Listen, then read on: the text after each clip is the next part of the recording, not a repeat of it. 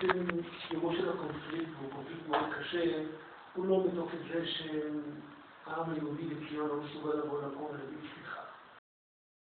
אני חושב שחלק גדול מהעניין טמון בכך שעדיין המהפכה הדמוקרטית שאני כל כך שמח שהיא פורצת לא הסתיימה.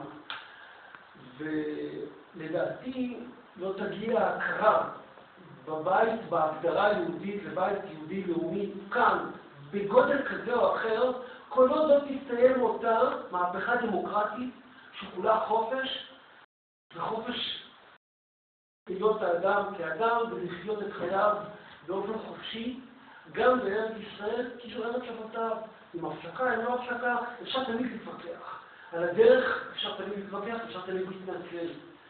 וההתנצלות היא צריכה להיות, אבל זאת לא הבעיה. הבעיה היא כי עדיין לא הסתיימה שם המהפכה התרבותית.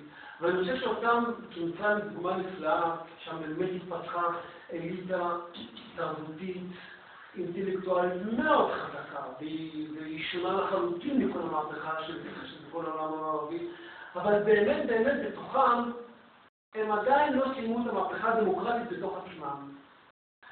והישות היהודית הציונית היא בעיה, היא כרגע בעיה, ולא בגלל זה שהיא איננה אמרה סליחה, אלא משום שהם עדיין לא מסוגלים לקבל את מקומו של היהודית כאן. ולכן אני באמת חושב שהתהליך הוא כל כך מבורך, וכל עוד לא יסתיים שם, באמת לא יסתיים הסכסוך, הסכסוך הוא לא רק סליחה. אני רוצה להגיד לך שזה אולי צורה של הדחקה של הבעיה. יש לו תהליך שם, תהליך דמוקרטי, שאני חושב עד עכשיו ככה פחות או יותר הולך בקצב הנכון וגם במגמה חיובית. ואני חושב שאתה צריך לשאול, או מי שחי כאן, היהודי שחי כאן, ישאל את עצמו, איפה אני נפגש עם התהליך הזה? איפה אני נפגש?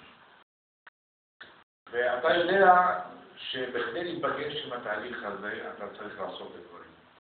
אתה לא צריך לחכות לו בתחנת האוטובוס עד שיגיע ואז תעלה לאוטובוס. אלא אתה גם צריך לבוא לקראתו. ולבוא לקראתו זה לשנות את השיח הפוליטי בתוך החברה הישראלית. לשנות אותו, לשנות דברים שעד עכשיו נחשבו שלא אפשר לוותר עליהם. אחד מהם זה ההתנצלות וההכרה במה שקרה ב-48. זה אחד הדברים, לא כל הדברים, זה אחד הדברים. ההתנצלות על מה שקרה ב-48. התנצלות זה לא להגיד סליחה. התנצלות זה גם להיות מוכן ליישב את הסכסוך עם מי שנפגע מ-48.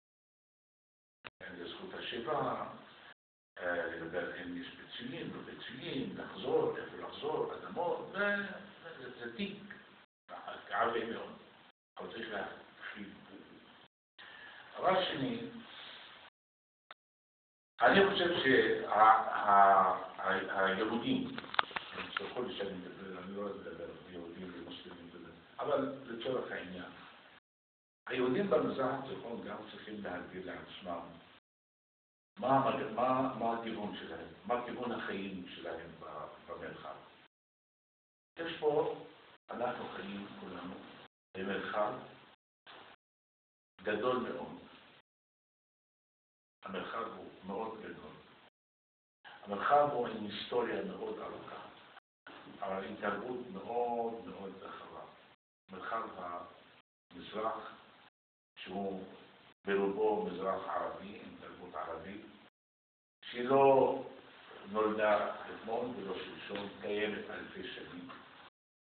עברה הרבה תהפוכות והרבה כיבושים והרבה שינויים וכל זה, אבל היא תרבות, יש לה שורשים, היא מושפעת מהנוף, היא מושפעת ממזג האוויר, היא מושפעת ממלחמות שהיו, מתקופות של זהב, מתקופות של ברונזה ומכל מיני תקופות. היא יבשה, היא מאוד חזקה, היא מאוד עשירה.